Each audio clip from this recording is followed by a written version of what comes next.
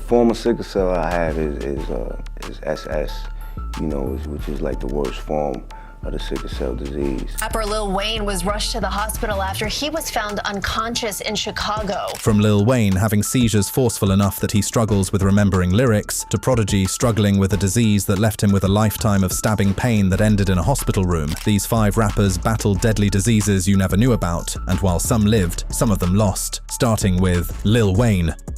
Most people know Lil Wayne as one of hip-hop's greatest lyricists, a man who sold over 120 million records worldwide. However, what they don't know is that behind the success and platinum plaques lies a silent battle that has nearly killed him multiple times. Wayne's struggle with epilepsy began in childhood, though he kept it hidden from the public eye for decades. The truth didn't surface until October 2012, when his private jet was forced to make not 1, but 2 emergency landings in as many days. The 34-year-old rapper had suffered seizures mid-flight, his body shaking uncontrollably at 30,000 feet, while his team scrambled to save his life. Unfortunately, these incidents were just the beginning of a terrifying pattern. The most serious episode came on March 2013 during a music video shoot with Nicki Minaj, where Wayne suffered multiple seizures and was found completely unconscious on set. The situation was so serious that he was rushed to Cedars-Sinai Medical Center in critical condition, where he remained for 6 days. The epilepsy that Wayne battles affects about 1 in 26 people during their lifetime, causing repeated seizures from unusual electrical activity in the brain. For Wayne specifically, these seizures lead to loss of consciousness and require immediate hospital care. Codeine in excess lowers seizure threshold, so with somebody like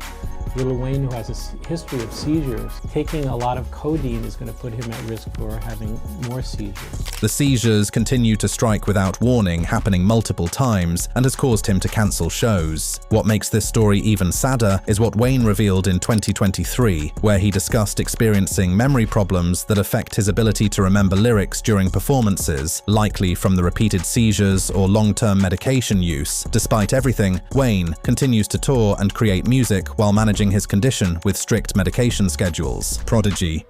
When Albert Johnson entered this world on November 2nd, 1974, he had no idea that his body had already been marked for a lifetime of suffering. At just 3 months old, doctors diagnosed him with sickle cell anemia, a blood disorder passed down through families that causes intense pain and shortened life. The form of sickle cell I have is SS, which is like the worst form of the sickle cell disease. Growing up in Queens, New York, Prodigy's childhood was defined by isolation and pain. And, growing up as a child, just like going through tremendous pain all the time, like when the weather changes or, if I didn't stay properly hydrated or if I overworked my body.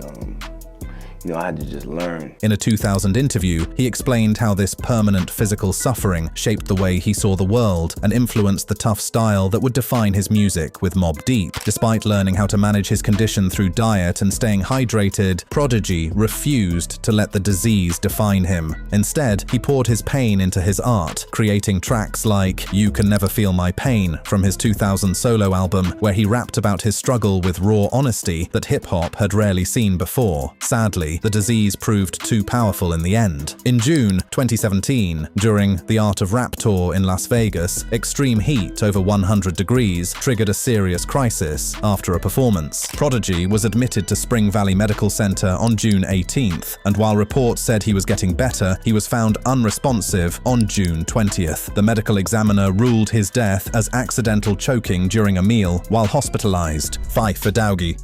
Malik Isaac Taylor, better known as Phife Dawg of A Tribe Called Quest, turned his health crisis into an unforgettable part of his music. In 1993 on the track Oh My God, he famously rapped, "When's the last time you heard a funky diabetic?" It was a bold statement that put his condition front and center, but what fans didn't fully understand at the time was just how deadly that condition would become. Phife was diagnosed with diabetes in May 1990 at just 19 years old. What isn't disputed is that he struggled with what he called called a severe sugar addiction, which he compared to being addicted to drugs. He described starting his days with sugary breakfasts and eating fast food constantly during tours. The results of ignoring his condition early on were terrible. By 1999, a routine medical check revealed his kidneys were badly damaged, and doctors warned he would soon need dialysis. He delayed treatment until the early 2000s, starting with one type of dialysis that caused him to gain significant weight. Eventually, he switched to a different type that helped him lose some weight and feel better. However, the damage was already done. By 2008, his kidneys had completely failed, requiring a kidney transplant from his wife, Disha, who gave him one of her own kidneys in an incredible act of love. The transplant worked at first, offering hope for the future. Unfortunately, by 2012, that transplant had failed, putting him back on the waiting list and forcing him to return to dialysis 3 times per week. Throughout this struggle, Fife tried to help others by sharing his story. In a 2007 interview, he said, "Knowing is half the battle. Once you know where you are, you can work on controlling it." He connected his experience to broader health problems in black communities where diabetes rates are much higher. On March 22, 2016, Fife Dog died at his home in California from diabetes complications related to kidney failure. He was just 45 years old, leaving behind powerful music and an important lesson about taking health seriously. Eazy-E. On February 24, 1995, Eric Lynn Wright, known as Eazy-E, walked into Cedars-Sinai Medical Center thinking he had asthma or maybe a bad cough. He'd been suffering from breathing problems that wouldn't go away, and what doctors discovered during that visit revealed that the 30-year-old rapper, the godfather of gangster rap, had full-blown AIDS. The diagnosis was shocking, not just because of what it meant, but because of how quickly his condition had gotten worse without him knowing. HIV, the virus that causes AIDS, can hide in the body for 8 to 10 years during what doctors call the clinical latency phase. During this time, infected people can live seemingly normal lives without any obvious symptoms. Eazy had likely gotten the virus years earlier, and by the time he went to the hospital, his immune system was already badly damaged. On March 16th, just weeks after learning about his condition, Eazy made a public statement that would become one of the most important moments in AIDS awareness. In it, he talked about his condition and urged his fans to practice safe sex and get tested, saying that this thing is real and it doesn't discriminate. Before this announcement, Eazy had married his girlfriend Tamika Woods while in the hospital on March 14th, wanting to make their relationship official before it was too late. During the week of March 20th, Eazy spent his final days making peace with old friends. He reconciled with Ice Cube, his former NWA bandmate who he'd been fighting with for years. He also wrote a heartfelt message to his fans about what truly matters when facing death. On March 26th, 1995, just 1 month after his first hospital visit, Eazy-E died from AIDS-related problems, including pneumonia and lung failure. The speed of Eazy's death shocked everyone, but medical experts explain that this quick decline is actually possible with advanced AIDS, especially in the mid-90s when treatment options were much more limited. Without modern medicines, late-stage HIV could become fatal AIDS within months. J Dilla,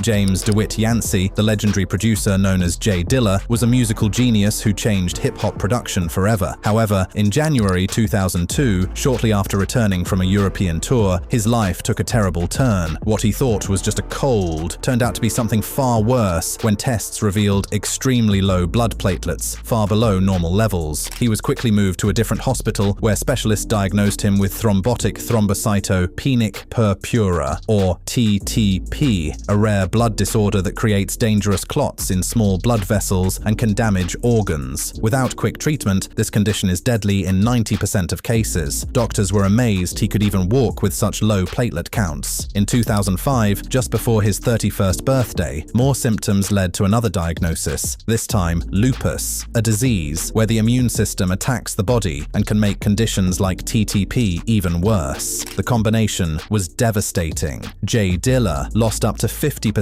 of his body weight from both diseases and the strong medications. His hands swelled so badly that making music became physically painful, yet he refused to stop creating. He dealt with joint pain, skin problems, fevers, hair loss, and kidney failure. He underwent dialysis 3 times weekly for 4 hours each session, describing the pain as so bad that sessions sometimes had to stop. He managed many different medications, faced blood sugar problems from treatments, and had to relearn how to swallow. By late 2005, 2005, he was mostly stuck in the hospital, using a wheelchair when he could move at all. Despite everything, he continued to work. In November 2005, he toured Europe in a wheelchair, making his condition public. His masterpiece album, Donuts, was completed mostly in the hospital, with equipment brought to his bed so he could produce even when his hands were swollen and painful. The album came out on his birthday, February 7th, 2006. 3 days later, on February 10th, 2006, Jay Dilla died at home from heart failure linked to his diseases. Click on one of the cards on your screen to see more videos like this.